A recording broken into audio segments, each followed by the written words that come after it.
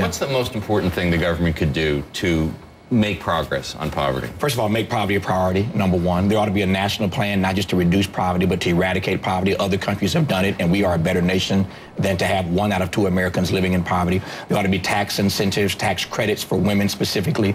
We got to get serious about education reform. I have a book coming out in just a matter of weeks that lays out, Dr. Cornel West and I have tried to take this issue on in a book called The Rich and the Rest of Us, a real poverty manifesto to answer that exact question. What can we as a nation do about this? Tavis, let me ask you this real quick. Can we set aside the statistics, which are compelling, and even set aside the term poverty because it has limited descriptive value? What are we talking about here? Describe poverty for me.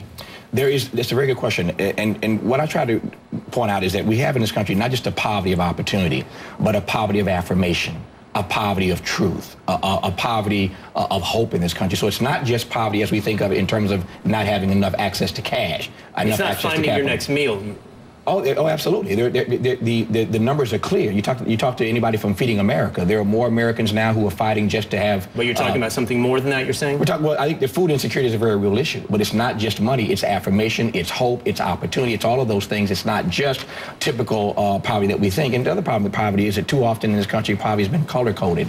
I made a powerful point a moment ago. The new poor in this country are the former middle class. So in this election season, you can't get away just talking about the angst of the middle class. You've got the perennially poor, you've got the new poor, and you've got the near poor. You put all that together, half of Americans are either in or near poverty. So this color-coded notion of poverty and the fact that we think poor people are black and brown, that doesn't work anymore. How much will we appear to be in some kind of economic recovery? No one knows how fast, but how much will that help and how much will that not help?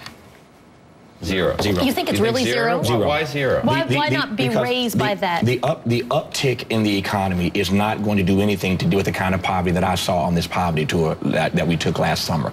Indiana University, the SPIA School, School of Public and Environmental Affairs, has a white paper out that says even when the economy starts to uptick, because of the masses of the poor in this country, because of the long-term nature of that poverty, even as the economy starts to uptick, it's going to do nothing about poverty. We got to get serious about not just, again, reducing, but eradicating. And if we think a slight uptick in the economy is doing something about all those persons you mentioned a moment ago, those millions who are not even looking for work anymore, we're missing how bad this really is. And very quickly, I believe, and this is not hyperbolic at all, not hyperbole at all, I believe the very future of our democracy is linked to how seriously we're going to take this growing gap between the have-gots and the have-nots. Our democracy is at stake. Tavis Smiley, I'm looking forward to that panel. Thanks for joining us. My pleasure. Thanks for joining our little panel.